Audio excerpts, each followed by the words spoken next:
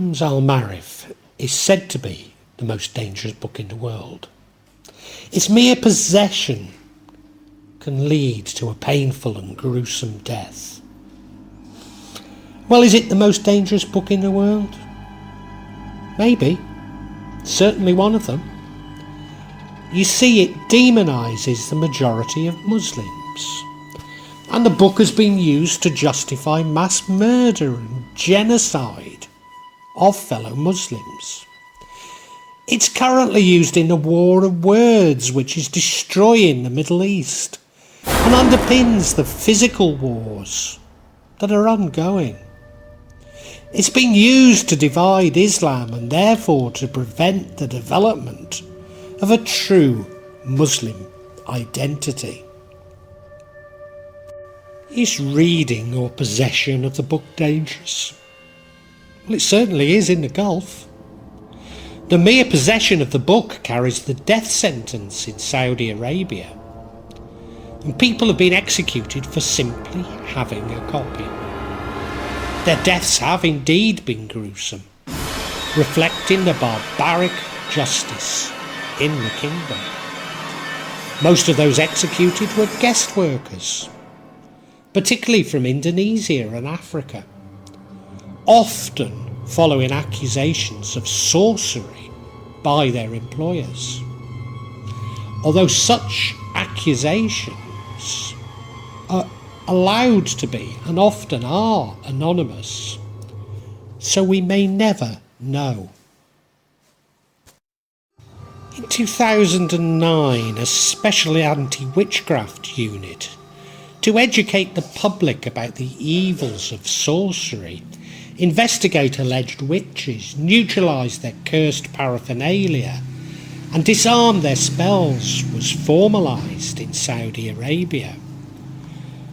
This anti-witchcraft unit need evidence of witchcraft to justify their existence, and this would seem to include copies of Shams Al-Marif or extracts from Shams Al-Marif, and this would include talisman spelling out one of the divine names of Allah, or maybe even the name of Allah himself.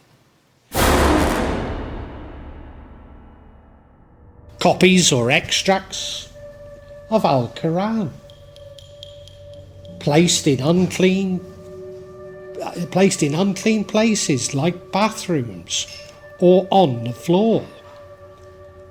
Prayer mats with abstract designs, which of course all prayer mats do have, which could be said to resemble jinn.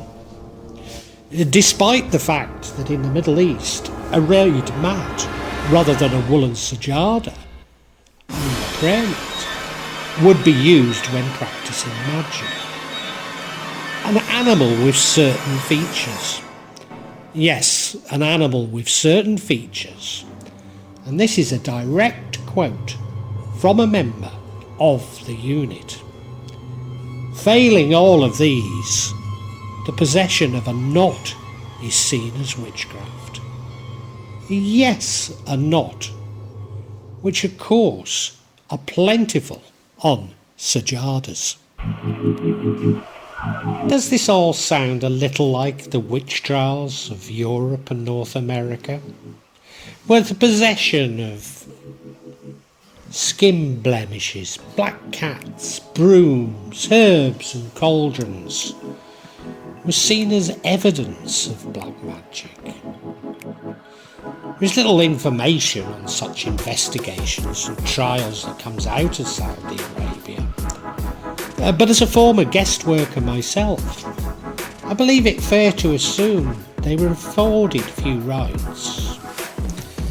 At least in England, particularly in the West and especially Wales and the Marches, when witches were tried, it was often somewhat fairly. As I say, in Wales and the Marches, they were often acquitted. Whereas in Europe, at least a witch had an opportunity to prove their innocence by drowning during a trial by water.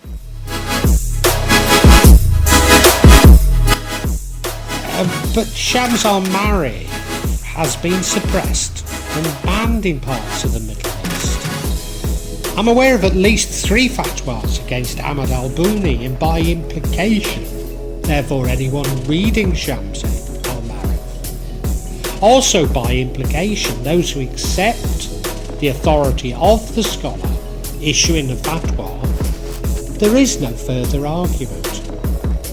So how can people in the Middle East be aware of its contents, let alone possess a copy? The European and North American witch trials occurred following the Reformation, and in particular the 30 Years' War in Europe. They appear to have been used to form undecided Christians into a particular denomination in obedience to its liturgy. They were much more prominent within Protestant countries than Catholic, although we're not exclusively Protestant. The parallels with what is currently happening in the Middle East seem to be such to an uncanny degree. One has to wonder if the medieval witch trials aren't actually being used as a template for some more devious design. Most would face huge difficulties in reading and understanding this book. This means that no one's read it in full.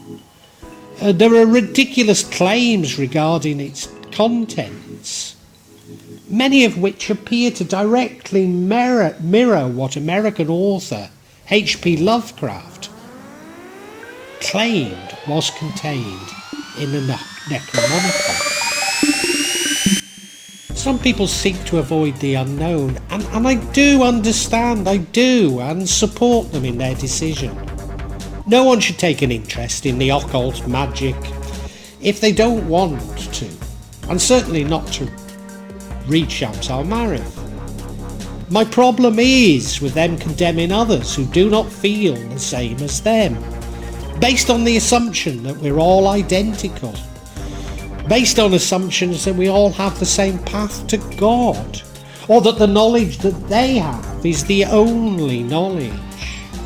This satanic panic, of course, follows a long tradition of condemning what is not understood as magic or satanic.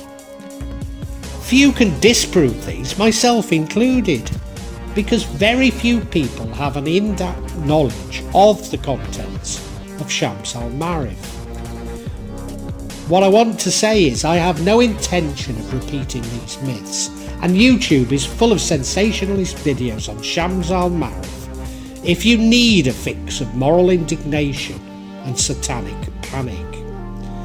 I call them fear porn, and if that's your bag, then by all means feed your desire for such fear.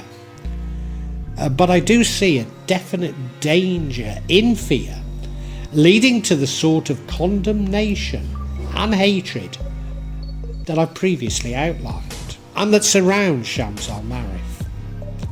However, I do have some doubts if this Islamic satanic panic actually originates from within Islam itself, and certainly there appear to be dark outside forces perpetuating it. Many of the videos promoting this satanic panic appear to be very professional and well funded, and this is my motivation in making this more professionally produced video within my Shams al-Marif section, to somewhat show an alternative to what I see as dark forces.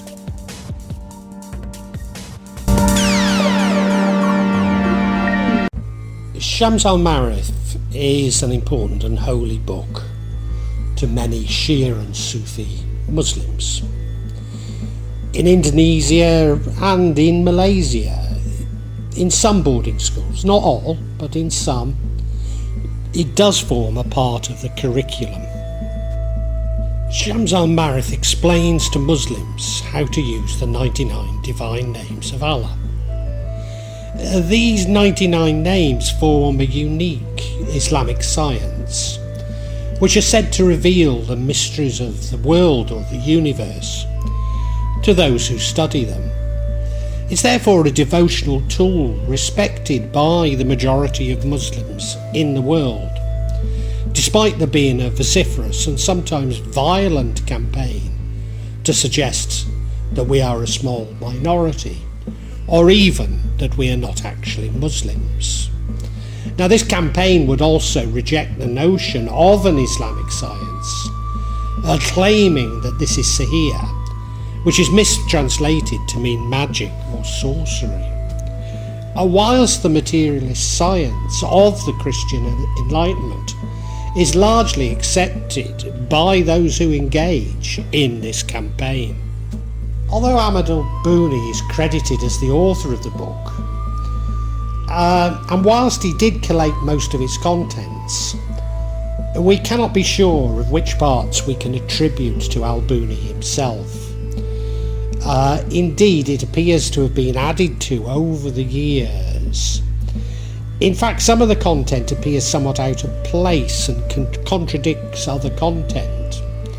Certainly editions published in the Middle East during the 1960s appear very different from older versions. There are also simplified versions of Shams al-Ma'arif published in the Middle East which focus on the more salacious content. In many respects, these more resemble Hayat al-Hakim, the Picatrix, than Shams al-Ma'arif itself, and much closer to a Western grimoire. Having said that, none of the books mentioned, including the abridged versions, provide a simple how to maim your classmates or teacher in English. No matter how much some seem to feel entitled to such a publication, what this means is that there really is no definitive edition of Shams al-Ma'arif, not least as it was written prior to the invention of the printing press. Although our academics will point to an Arabic version which has some claims to being definitive. It's written in classical Arabic mixed with some colloquial Arabic such as Egyptian and Maghrebi. Although it's been translated into other languages such as Bahasa Indonesia, Turkish and Urdu, only a partial English version exists. To even begin to read the book, one would need to learn classical Arabic, but also to have a strong appreciation of Islam. Even with a comprehension of classical Arabic and Islam, it being written in the 13th century, so much of the book is difficult to read for people living in the 21st century.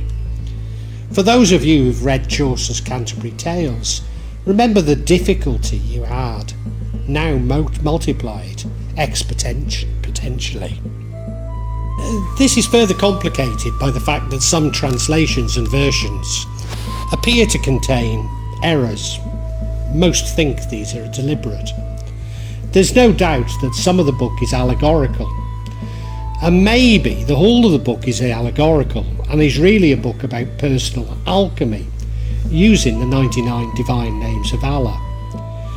Reading and understanding Shams al-Ma'arif therefore requires a major investment of your time, maybe a lifetime. For these reasons, very few people have read Shams al-Ma'arif, let alone understood it, despite there being so many who seem to know exactly what its contents are, and I certainly am not claiming to be one of those. And none of those who will have read it in full will have done so with malicious intent, as there are much easier ways of engaging in malevolent activities.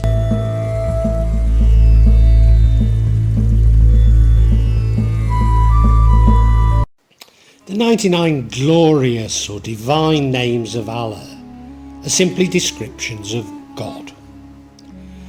Yes, indeed, God. Allah means God in Arabic, so it's fine to call him God. Some believe that those who use the 99 names of Allah will enter Jannah, which is heaven. Many Muslims, myself included, repeat these names in dhikr, short prayers, to train our heart to constantly think about God. Dhikr helps us to lose the illusion of the self, thereby bringing us closer to God. I see them as being a bit like a mantra which helps us to cut off the chatter of left brain and to download insights from Allah in holistic form. We believe that suppressing the ego and getting closer to Allah will help us to unlock the mysteries of the universe, as indeed was suggested by Ibn Arabi. There are slightly different versions and certainly English translations of these 99 names coming from different parts of the Muslim world. Indeed, there aren't just 99 names, there are other names, particularly, from different parts of the Muslim world.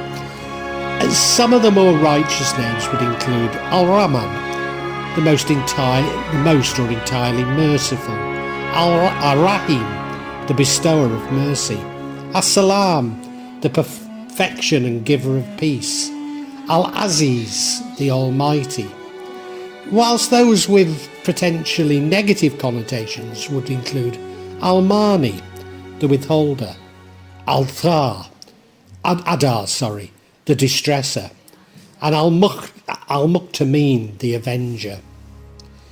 It can be seen that all of these are associated with certain characteristics, and of course it's those characteristics that Shams al-Ma'arif focuses on. Furthermore, combining the names can lead to very different results. In Shams al-Ma'arif, it is suggested that reciting the names or meditating on these can bring about material results. In parts, the description of the use of the names can be detailed and quite specific. Of course, this does lead to the suggestion that it should be taken literally, even though I ultimately see it as allegorical.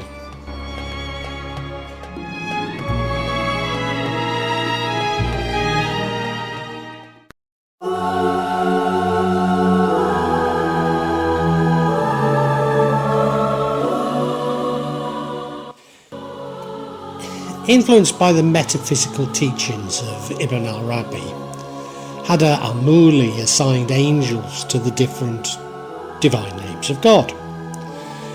Now, in Islam, angels do not have free will and are simply assigned a specific task by God. So therefore, angels are not necessarily good or bad. They're simply keeping a balance within God's cosmos. However, what is seen as good angels are as a whole a manifestation of Allah's names of beauty, whilst bad angels, shaitan, on the other hand, are manifestations of Allah's names of majesty, such as the haughty.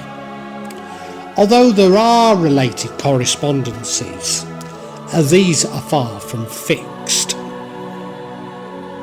So each of these angels also corresponds to one of Solomon's seals or sigils, corresponds to planets, days of the week, prophets, holy books, and the elementals. Some of these correspondences associated with seemingly negative effects, some indeed alarmingly negative, but only very few. If we take these literally by aligning the correspondences, then the negative effects would be predicted. The names of the angels is often placed around an appropriate magic square. As these may have jinn correspondences, this is where some people claim malevolence is introduced to a talisman. At least one of the elementals is associated with a jinn. And from what I can tell, only 7 of these divine names of Allah have correspondences with angels, which in turn these angels have correspondences with jinn, but they are jinn kings. Being 7, they also have correspondences with 7 days of the week. Some jinn themselves are associated with specific illness, so could be associated with malevolence. Jinn magic is, of course, the most controversial within Islam, but like angels, jinn are not necessarily good or bad. Many Muslims regard cult on other entities as being wrong and could be seen as shirk, i.e. polytheism. But then many of these Muslims would also see visiting an ancestor's grave as polytheism. I know, don't ask me to explain, it's beyond comprehension, isn't it? I would also question if they should be taking Shams al-Marif so literally. Jinn themselves are not normally seen as coming from Iblis, Satan, although again some Muslims do see this and believe that jinn are actually created by Iblis, or that Iblis was himself a jinn, or others follow the Christian tradition that he is a fallen angel. So once again, misinterpretation and misunderstanding and myth appear to be feeding what I would describe as a satanic panic.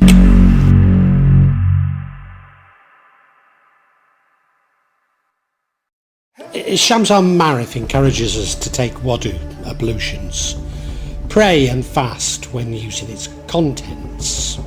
I mean, this is typical of Islamic magic or Islamic science, but it does rather cut through the criticism of it as well, doesn't it? Particularly the accusations of Satanism. Al-Kindi took his view of the solar system from Ptolemy, who placed the Earth at the centre of a series of concentric spheres, in which the known heavenly bodies at the time, the Moon, Mercury, Venus, the Sun, Mars, Jupiter and the stars, are embedded. He says that these bodies are rational entities whose circular motion is obedient to and worship of God, rather than the purely mechanistic view of the Hellenics. But it retains the Earth at the centre rather than the heliocentric system that we use today. And it's this cosmos that underpins Shams al-Marif. It's the same cosmos that's found in the scriptures, Al-Quran and the Bible, a cosmos in which everything has a place and a role. So the cosmos refers to much more than the arrangements of the planets. It embodies order in the sense of the universe, or alam, nature. It is the angels which are in charge with ensuring this order, and this is the specific task I mentioned that Allah has given to them. Al-Buni uses a cosmology in his system, a geocentric cosmos, of concentric spheres, beginning with nature, Alam at the centre, then the Kursi, the foot pedestal, the chair or even the throne, could be translated at, then Saturn, then Jupiter, until we get to the moon. Under the moon is the realm inhabited by man. So we finally reach this elemental sphere. Each of these spheres is associated with a magic square, and indeed a letter of the Arabic alphabet, which has 28 letters. There's a mechanism for calculating each of these 28 days or mansions of the moon with the Arabic alphabet. So the names of the months according to the solar calendar, and finally the season. These mansions of the moon also correspond to configurations of the stars, so you can see how it's tied to astronomy, or astrology I should say. This provides the user with information on when they should create a specific talisman. Maybe the most significant part of the book describes how certain squares and the placement of the first number are associated with the elements. Certain cells within the 4x4 Latin square are associated with each of the elementals. In which cell the number 1 occurs provides the association with the elemental. How you choose to propagate this square will correspond to an elemental. To work out the appropriate elemental, you require the name of the person it's being constructed for and their mother's name.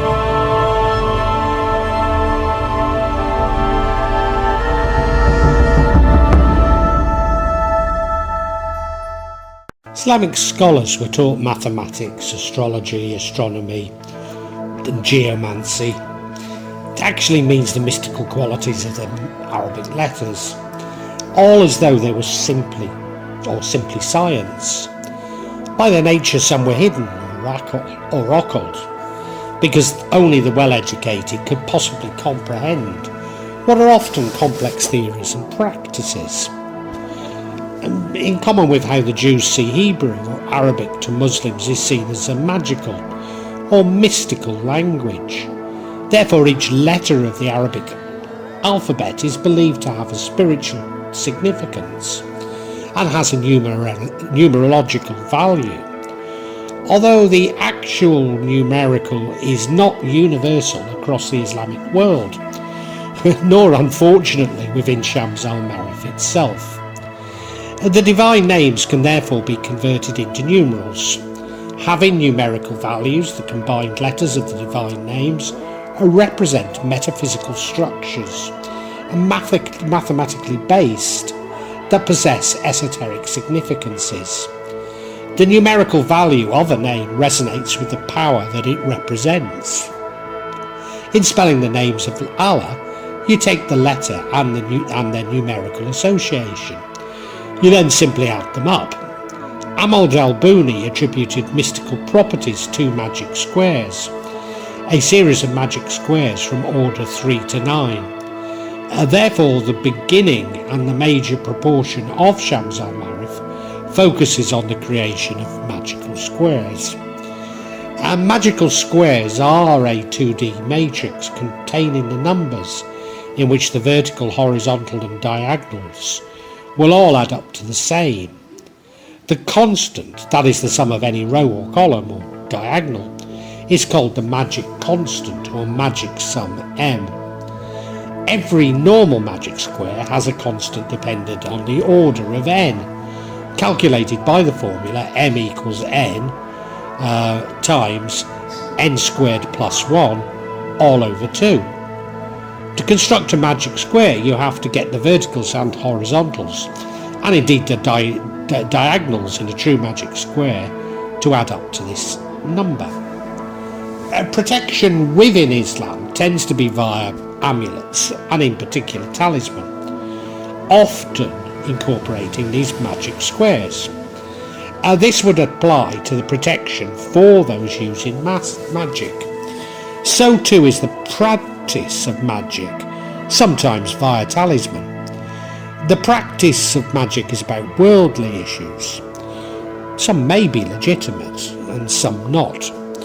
Straying from the contents, I believe the universe to be multidimensional. Maybe 7 dimensions, or maybe near infinite. I'm not sure, I really aren't. Within these other dimensions, we might find the pantheon of the paranormal. The Western magical tradition tends to name these other entities and have a hierarchy for them, such as fairies, ghosts, demons, gods, etc. But in Islam, less so in Indonesia, so probably more the Middle East, these are normally seen as simply as jinn. Maybe if we move to another dimension in our matrices, we can unlock the secrets of these dimensions. So precious and semi-precious stones and crystals are seen to have magical powers. But theoretically we can construct multi-dimensional matrices, opening the possibility of learning about other dimensions. Certainly some physicists agree with me and are experimenting with exactly this.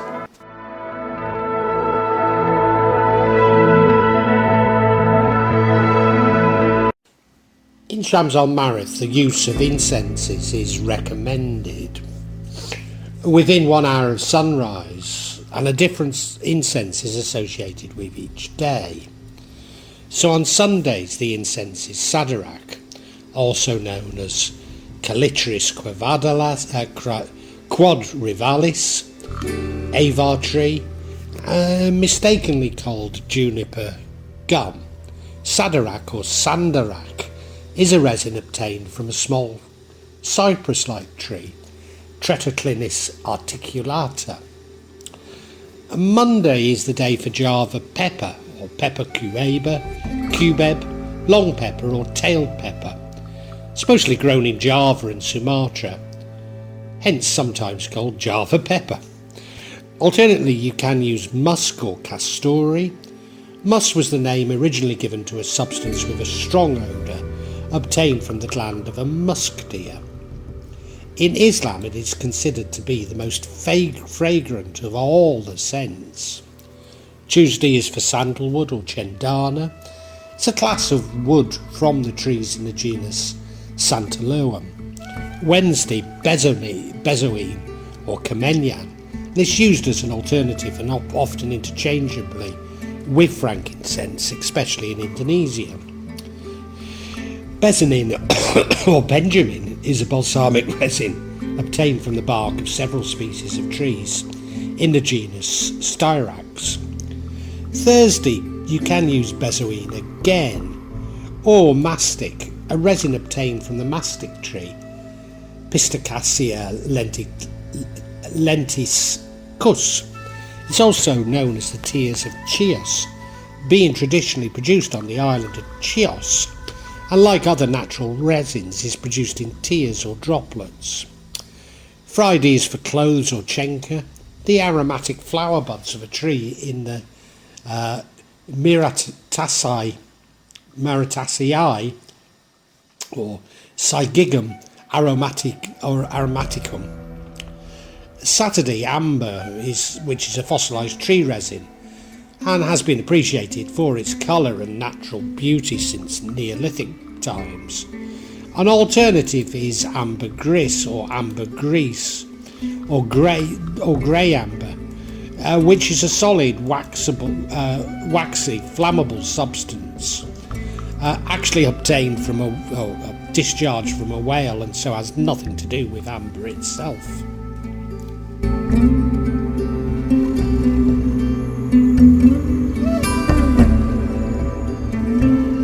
The Shams al-Ma'arif describes a process for charging or blessing water.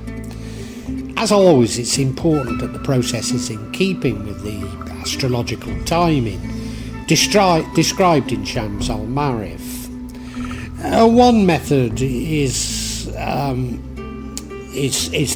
say Bismillahirrahmanirrahim and chant the 99 names of Allah as you charge the water.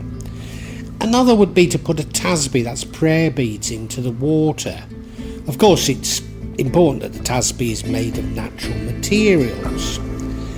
However, the main method is to place one of these talisman or magic squares into the water. In particular, it uses magic squares wasaf or tasbih described in Shams al-Ma'arif. Although a simple dua, a prayer or Quranic verse, would also work. Normally these are written in saffron ink, which isn't poisonous, but any non-toxic ink might be used. They can be written on plain paper or vellum. And this same charged water can be used for ritual bathing, especially Rodu, but also cleaning the house and indeed for watering plants. It works very well.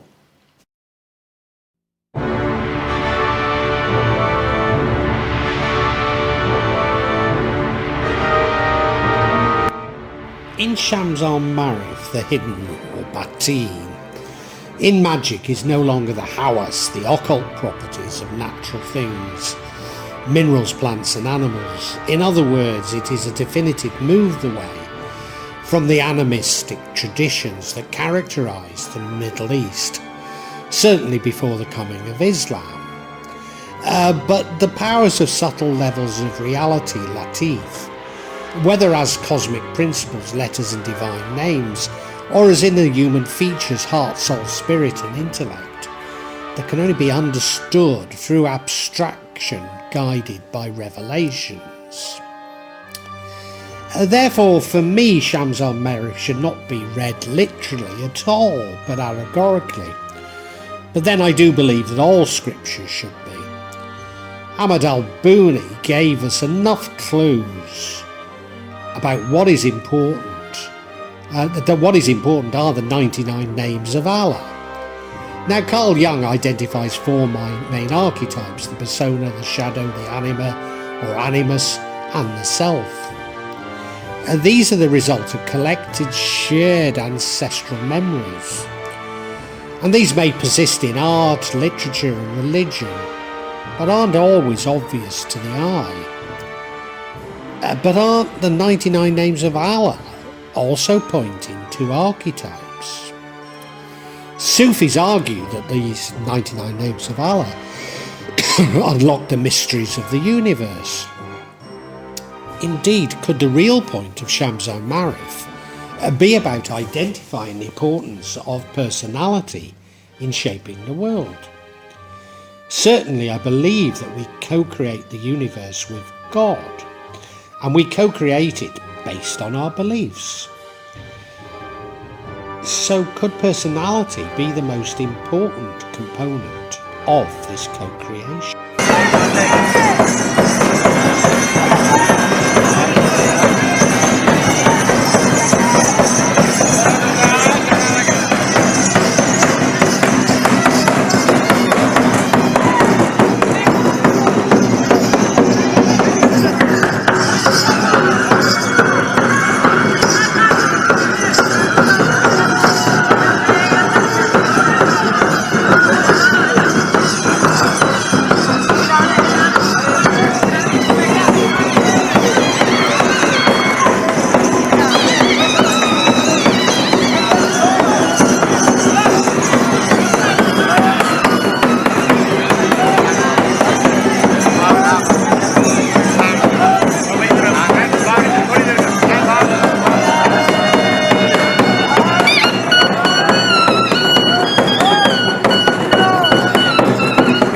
Too often we see this as material alchemy, i.e. to make material changes in what we see as our world. Call it magic if you wish. But if they're personal now, but what if they're personal alchemy, i.e. to transform ourselves? Of course, they may still be potentially dangerous effects if certain correspondences are aligned. However, I would argue that intent is everything, particularly if we're talking personal alchemy. Therefore, even these dangerous effects are unlikely to occur by pure chance. But again, could this not be pointing to our own shadow self, as Jung would put it? A darkness we need to explore and unite with the light to self-actualize, including the uniting of the opposites of the male and the female, a coming together of the genders, if you like. Just as we believe that the philosopher's stone is about transmuting lead to gold, maybe the real meaning is this personal transformation.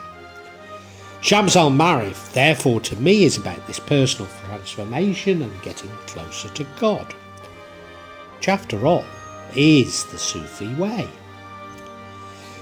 Now, I was going to end there, but as if by divine intervention, just before recording this section, I discovered an absolutely vital component to my argument. And unbelievably, it was given to me by those who criticise Shams al-Marif. Yeah, one of the biggest criticisms of Shams al-Marif is that it contains something called the Bir-Hatiya, also known as the Ancient Oath. And if you search on this platform, you'll find renditions of it. But another name for it is red sulphur, which in alchemy is said to appear after the white philosopher's stone. But red sulphur doesn't naturally exist. Sulphur's yellow. It's actually a metaphor for the uniting of the genders, of the male and the female. Thus, the resolution of the polarities must be necessary to becoming closer to God.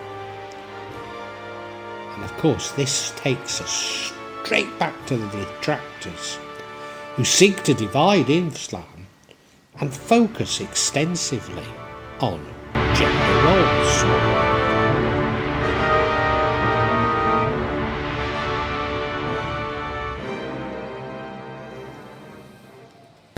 Let me be clear. It's not been my intention to offend anyone, although I'm sure that it will have. But isn't such offence indicative of exactly the tribalism and intolerance that I've tried to dispel? You see, I'm a Muslim. I don't accept tribalism, nor even that Islam is divided into sects. Yes, I'm a convert. Some might say revert, but not I. I call myself a convert. But I am a Sunni, for those who care. I'm also extremely devout and take my obligations very seriously. However, my Arabic is poor, so I only ever read partial translations of Shams al-Marith in English, but rely most on academic publications. You see, for much of my working life, I taught some of the better known universities around the world. And of course, whilst I would find it difficult to read Shams al-Marith, the same is true of Al-Quran. I can only read translations which I don't consider to be the same, although I do memorise some sections of Al-Quran, and I'm able to chant them out in unison with others here in Indonesia. But also I want to say that I'm not here to defend the contents of Shams al-Marith, simply to challenge what appears to be a very well-funded smear campaign against it. Indeed, when people criticise Shams al-Marith for content I don't believe it has, I will ask them to prove it. I will ask them where in Shams al-Marith this occurs and what version of Shams al-Marith they're referring to. So if you want to post a comment saying Shams al-Marith says this, kindly reference it. I don't want any hearsay. And of course, I also wish to offend those who have been and are being falsely accused of sorcery. Now, nor am I here to defend those who use magic for controlling others or greed, even though I doubt it few, probably none. Nobody uses magic derived directly from Shams al-Marith for controlling or greed. But I do condemn those who control others or are greedy, whatever means they use. I firmly believe there are dark forces attempting to divide Islam, and that all Muslims have a duty to speak the truth and speak out against these dark forces. You may call them satanic, but I wouldn't choose to. As Muslims, especially devout Muslims, we must unite, recognising we do have different beliefs and practices, but this only serves to strengthen and not weaken Islam itself.